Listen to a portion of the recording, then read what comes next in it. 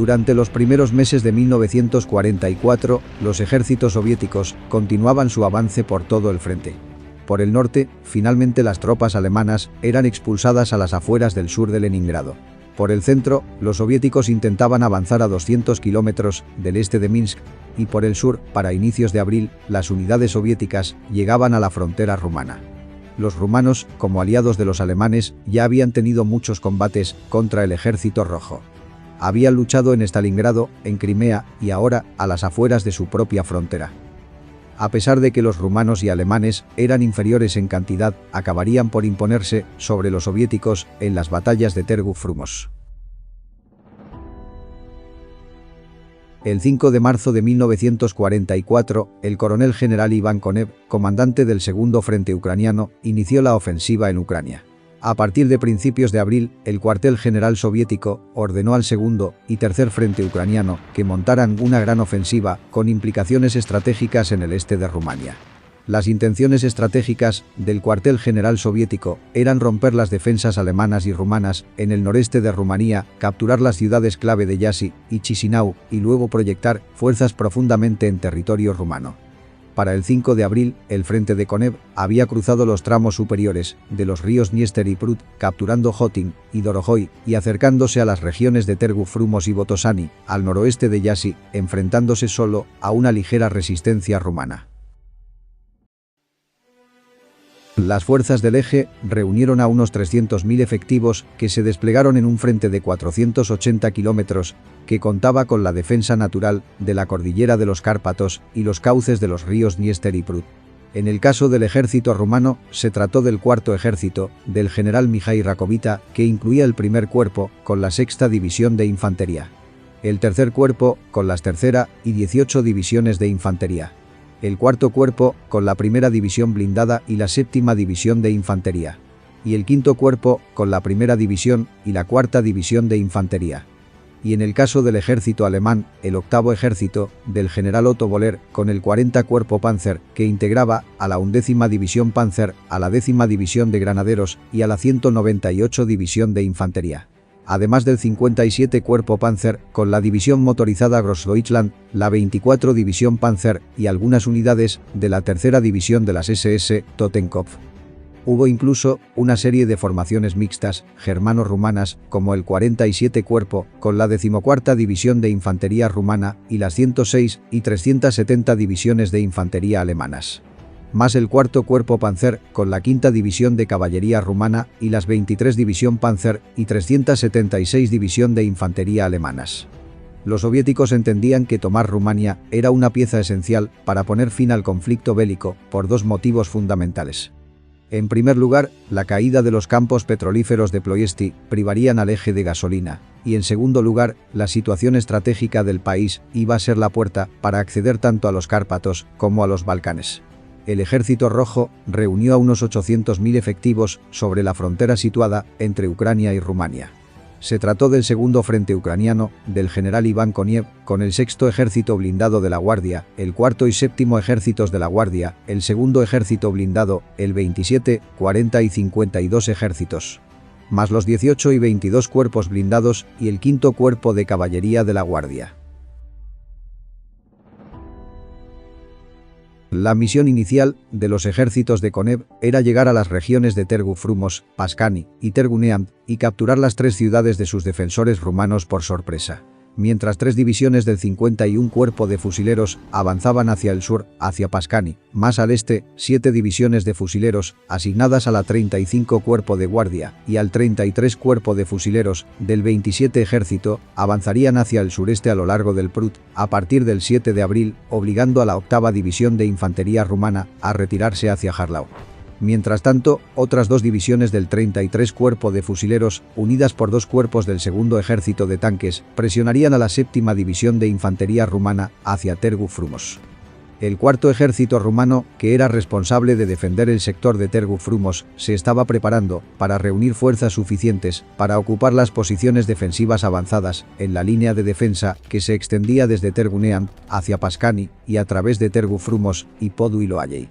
Como resultado, las divisiones de infantería sexta y octava estarían a cargo de las defensas que se extienden desde Tergunean hasta Paskani, mientras que la primera división y la séptima división de infantería defenderían el sector desde Paskani hacia el este, pasando Tergu Frumos hasta Podu-Iloayey. Las últimas unidades serían reforzadas a finales del 8 de abril, a 14 kilómetros al noreste de Podu-Iloayey, por un pequeño Kampfurupe de la 24ª División Panzer.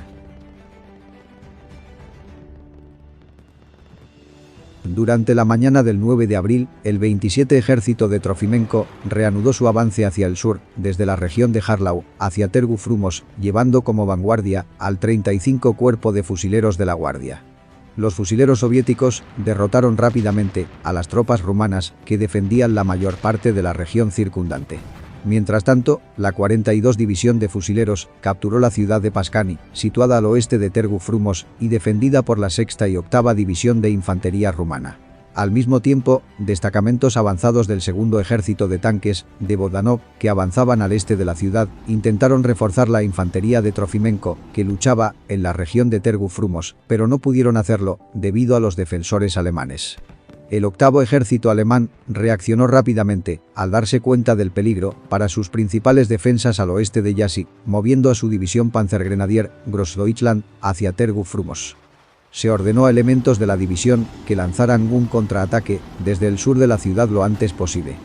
Los soviéticos atacaron durante el resto del día, quedando una pequeña fuerza alemana, logrando mantener solo un punto de apoyo en la parte sur de la ciudad. Sin embargo, en ese momento dos divisiones del 35 Cuerpo de Fusileros de la Guardia llegaron a la región y agregaron su peso al avance. Al anochecer, 3 divisiones que lideraban el avance del 35 Cuerpo pasaron por Tergu Frumos y establecieron un saliente de 4 kilómetros de profundidad dentro de la línea de defensa rumana al sur y sureste de la ciudad. Temprano, el 10 de abril, la división Großdeutschland, que constaba de aproximadamente 160 tanques, incluidos 40 Panthers y 40 Tigers, atacó hacia el oeste, a lo largo de la carretera de Podu-Iloayey, en dirección a Tergu Frumos, en 2 columnas desplegadas al norte y al sur de la carretera. Después de un fuerte bombardeo, los alemanes irrumpieron en la ciudad y se enfrentaron a las tropas soviéticas que se habían refugiado en casas y en los escombros. Gracias a aquel movimiento en pinza que cogió a los soviéticos completamente desprevenidos, un total de 3 divisiones del Ejército Rojo se separaron de su fuerza principal. Estos eran la tercera División Aerotransportada, la 93 División de Guardias y la 206 División de Fusileros. Mientras tanto, la primera división blindada y la séptima división de infantería avanzaron desde el sur, presionando a los soviéticos hacia el norte. Atrapadas entre los blindados alemanes que corrían hacia Tergu Frumos desde el este y la infantería rumana contraatacando desde el sur, las 3 divisiones del 35 Cuerpo de Fusileros no tuvieron más remedio que retirarse. Aproximadamente a las 22 horas, los granaderos alemanes habían asegurado Tergu Frumos y las regiones al oeste y al norte de la ciudad. Después de una lucha desesperada de 2 días, los combates en la región de Tergu Frumos se calmaron al mediodía del 12 de abril. Al cabo de un mes de la primera batalla de Tergu Frumos, el Ejército Rojo volvería a concentrar su atención en la misma localidad.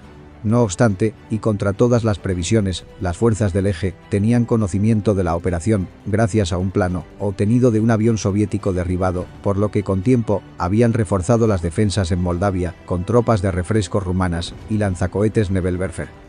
El 2 de mayo de 1944, el Ejército Rojo inició la ofensiva en Moldavia mediante un potente bombardero preliminar con 1000 piezas de artillería y cientos de proyectiles de lanzacohetes Katyuska sobre un frente de 30 kilómetros de largo por 10 kilómetros de ancho entre los sectores de Paskani y Ulmi.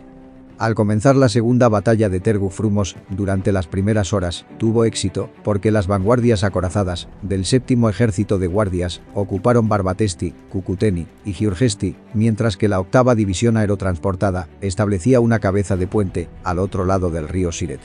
A pesar de los triunfos iniciales del Ejército Rojo, en la segunda batalla de Tergu Frumos, finalmente la ofensiva quedó detenida cuando a las afueras de la aldea de Dadesti, las columnas acorazadas soviéticas fueron emboscadas por 8 tanques Tiger de la Großdeutschland, disparando a unos 1800 metros de distancia y destruyendo a un gran número de T-34. Al intentar retirarse son atrapados desde la retaguardia y los flancos por unos Panzer IV que salieron en su persecución y también por varios granaderos ocultos en pozos con cargas explosivas. Algo similar ocurrió más al norte, ya que la 24ª División Panzer pulverizó a otros 30 blindados soviéticos, mientras que en la aldea de Fakuty, una unidad de 40 carros de la Grossdeutschland y bombarderos Tukas aniquilaron a otros 120 tanques soviéticos. Las pérdidas del Ejército Rojo fueron tan elevadas a nivel humano y material que el domingo 7 de mayo, las fuerzas del Eje pasaron a la contraofensiva en todo el sector de Tergov-Frumos. Una vez puesto en marcha el contraataque, la 24ª División Panzer y tropas germano-rumanas retomaron Harlau, en donde pulverizaron a 20 carros soviéticos. Al cabo de 2 días, el 9, un grupo de soldados apoyados por blindados Panther y piezas antiaéreas Flak de 20 milímetros chocaron mano a mano contra los defensores de la 3ª División Aerotransportada de Guardias, logrando desalojar a los paracaidistas de la colina 256. Como consecuencia de las bajas sufridas, el 10 de mayo de 1944, el Ejército Rojo ordenó la retirada general y suspendió la ofensiva. No obstante, y pese a la huida, que en la mayoría de los casos fue ordenada, todavía se producirían algunos enfrentamientos esporádicos sobre Moldavia, hasta que el 6 de junio, fecha que coincidió con el desembarco de Normandía, las últimas unidades cruzaron en sentido opuesto el río Dniester, dándose por concluida la segunda batalla de Tergov-Frumos. La campaña de Tergov-Frumos terminó en un completo fracaso para el segundo frente de Konev, ya que tuvo grandes pérdidas frente a sus enemigos. Mientras que el Eje mantuvo la posición con unos medios que sin duda eran muy precarios para aquel año. La Unión Soviética sufrió un total de 150.000 bajas entre fallecidos, heridos y prisioneros, además de encajar la destrucción irremediable de unos 350 tanques. Y el Eje sufrió un total de 45.000 bajas entre fallecidos y heridos y 7 tanques destruidos.